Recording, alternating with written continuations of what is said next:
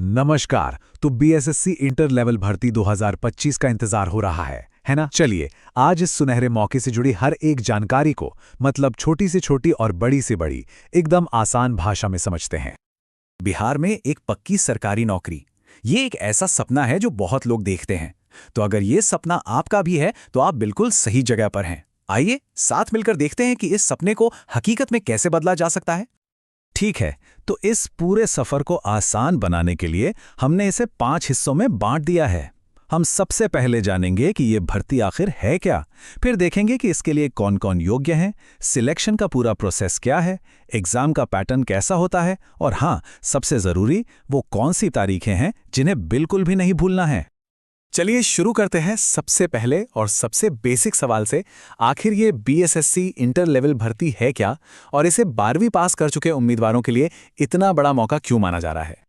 तो देखिए, इसे ऑर्गेनाइज करता है बिहार कर्मचारी चयन आयोग, जिसे हम शॉर्ट में बीएसएससी कहते हैं। और इसका सीधा सा मकसद है बिहार सरकार के जो अलग अलग डिपार्टमेंट्स हैं उनमें 12वीं पास नौजवानों को नौकरी देना। बस इतना ही सिंपल है।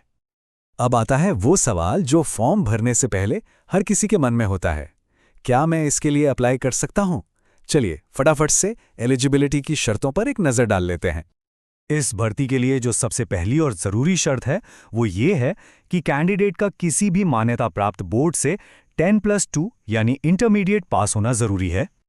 अच्छा, उम्र की बात करें तो कम से कम 18 साल की उम्र होनी चाहिए। और एक बात का खास ध्यान रखना है, ये जो उम्र है इसकी गिनती 1 अगस्त 2025 को आधार मानकर की जाएगी। और अगर अधिकतम उम्र की बात करें तो जनरल कैटेगरी के पुरुषों के लिए ये 37 साल है और महिलाओं के लिए 40 साल। मतलब महिलाओं को थोड़ी छूट है। और हाँ, जो आरक्षित वर्ग हैं उन्हें सरकारी नियमों के हिसाब से उम्र में छूट मिलेगी ही। एक और बहुत ज़रूरी बात, कुछ खास पोस्ट्स के लिए सिर्फ 12वीं पास होना काफ़ी नहीं होगा। हो सकता है आपको कंप्यूटर चलाना आना चाहिए या फिर हिंदी अंग्रेजी टाइपिंग या शॉर्ट हैंड जैसी कुछ एक्स्ट्रा स्किल्स भी दिखानी पड़ें।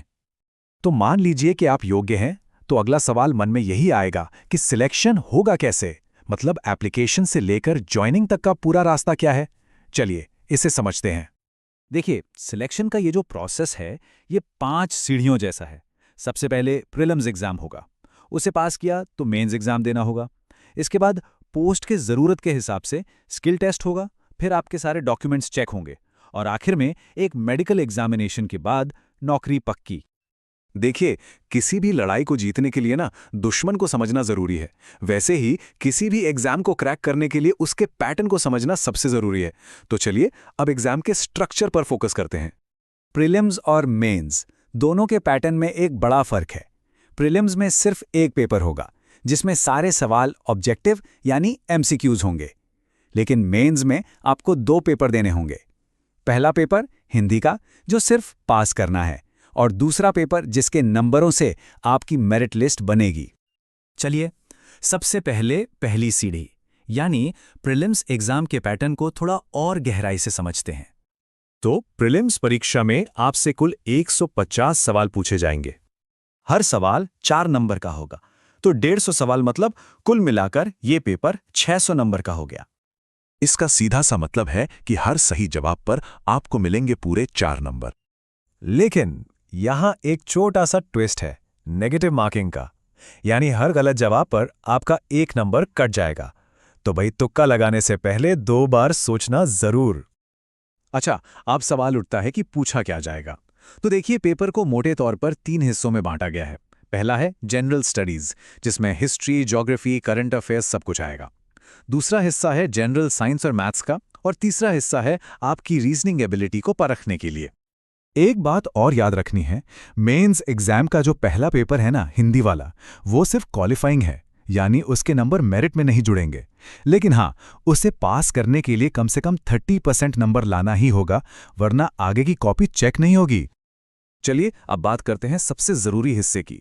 वो कौन सी तारीखें हैं जिन्हें कैलेंडर में अभी से मार्क कर लेना है और अब अगला कदम क्या उठाना है, ये मौका हाथ से जाना नहीं चाहिए। इन तारीखों को अपने दिमाग में बैठा लीजिए।